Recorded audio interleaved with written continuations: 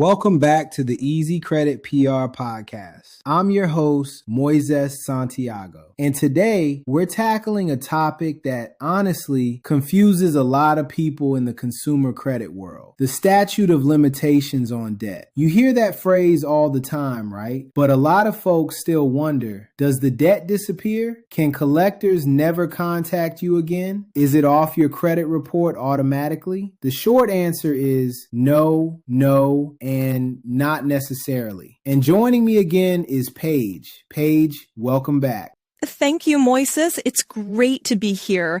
And yeah, this is one of those topics where a little misinformation can cause big problems. People hear one thing from a friend, something else on social media, and before they know it, they're making financial decisions based on fear instead of facts. Exactly. So let's start simple. When we say statute of limitations, what are we actually talking about? Generally speaking, we're talking about the period set by applicable law during which a creditor or debt collector may be able to file a lawsuit to collect a debt. Federal regulators describe a time-barred debt as one where that statute of limitations has expired. And they also make clear that collectors are not allowed to sue or even threaten to sue on a time-barred debt. But here's the key part. The debt itself may still exist even after that legal deadline runs out. So, expired for lawsuit purposes does not necessarily mean erased. Right? That's such an important distinction. So the legal ability to sue may be limited, but the account doesn't just vanish into thin air. Exactly. And the Federal Trade Commission also explains that old debts usually do not simply go away. In many cases, collectors may still try to contact a consumer about a debt, although there are rules around what they can say and do. So when people hear, "Oh, the statute ran out, I'm safe forever," well, not exactly. That's where the confusion starts.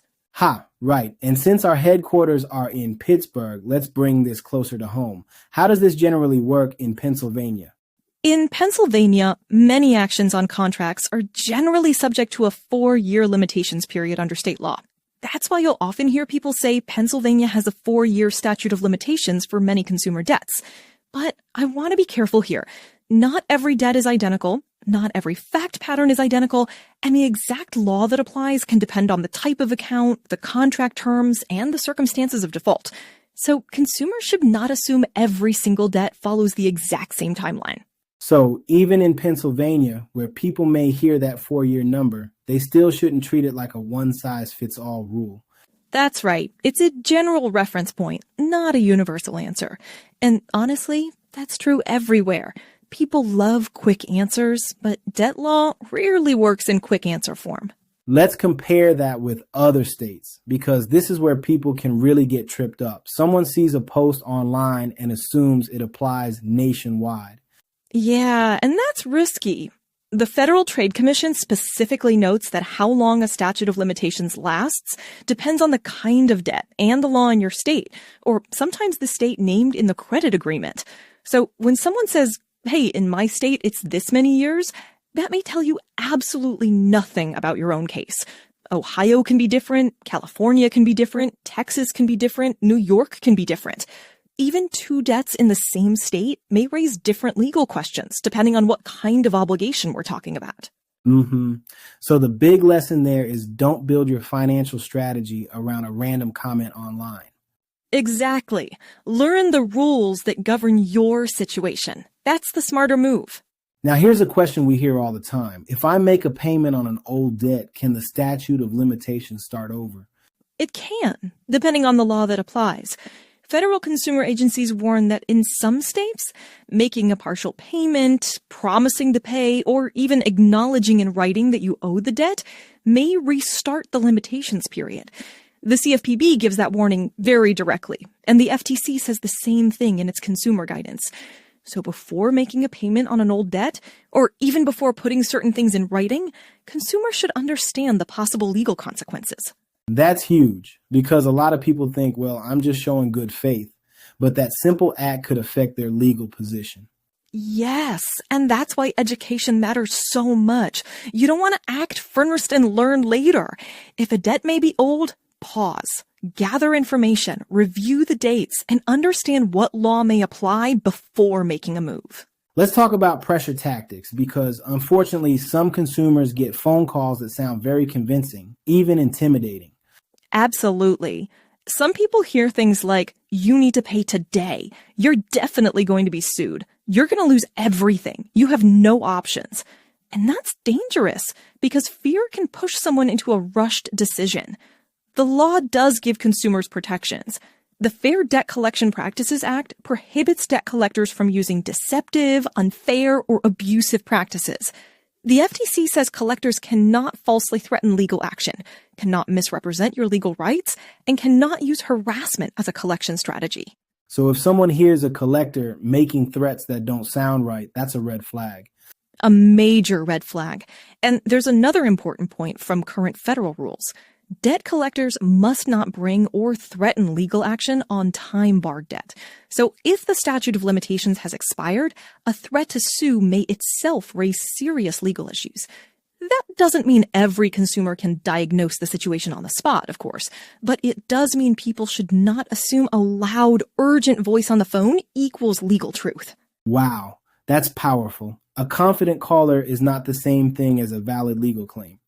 Exactly. Confidence is not proof. Volume is not proof. Pressure is not proof. Facts matter. Let's clear up another myth because this one comes up constantly. Does the statute of limitations automatically remove a debt from your credit report? No, those are two different issues governed by different rules. The statute of limitations deals with the time period for certain legal actions, like a lawsuit. Credit reporting is a separate subject. Federal consumer guidance says negative information, like past due debts, can generally remain on a credit report for 7 years. So a debt may be too old for a collector to sue on, yet still appear on a credit report if it remains otherwise reportable under the law. Right. So if someone says the statute expired, why is it still on my report? The answer may be that they're mixing up legal enforceability with credit reporting timelines. That's exactly it. And, once people understand that distinction, a lot of confusion starts to clear up. One rule addresses when a lawsuit may be filed.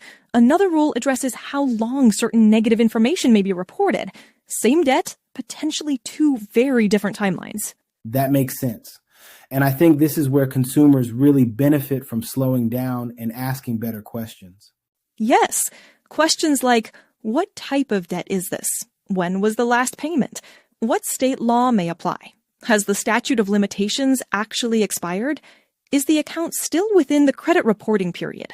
Has the collector provided validation information? Those questions are far more useful than, do I owe it or not? Because the real-world answer can be more nuanced. And on that validation point, that's another area people should know about, right?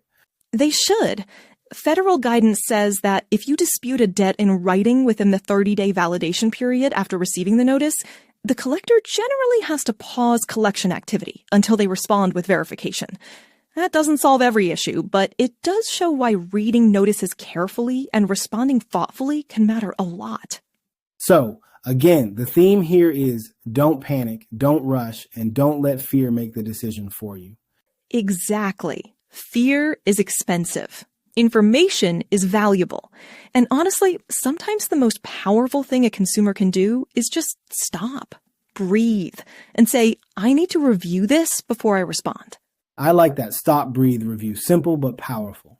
And practical. Because when people understand their rights, they ask better questions, they document better, they communicate more carefully, and they avoid accidental mistakes, like making a payment without understanding the possible consequences. Education really does come before action. Before we wrap up, Paige, what's one final takeaway you want listeners to remember from today's conversation? Don't make decisions based on pressure. Don't assume a debt disappears just because time has passed. Don't assume an old debt can still be sued on just because a collector says so. And don't confuse the statute of limitations with credit reporting. Take time to understand your credit report, your dates, your notices, and your rights under the laws that apply to your situation. Knowledge is one of the most valuable financial tools you can have. That's excellent advice. And I'll add this. If you're dealing with debt questions, especially older accounts, Get informed before you act. A quick decision today can create a bigger problem tomorrow. And yeah, nobody wants that. Exactly. A little patience now can save a lot of stress later. Paige, thank you for joining us again. Thank you, Moises. Always a pleasure. And thank you for listening to another episode of the Easy Credit PR podcast. If you found today's discussion helpful, please subscribe, share this episode with family and friends, and help us keep spreading clear, practical consumer education. The more people understand how the credit system works, the better prepared they are to make confident financial decisions. We'll see you in the next episode.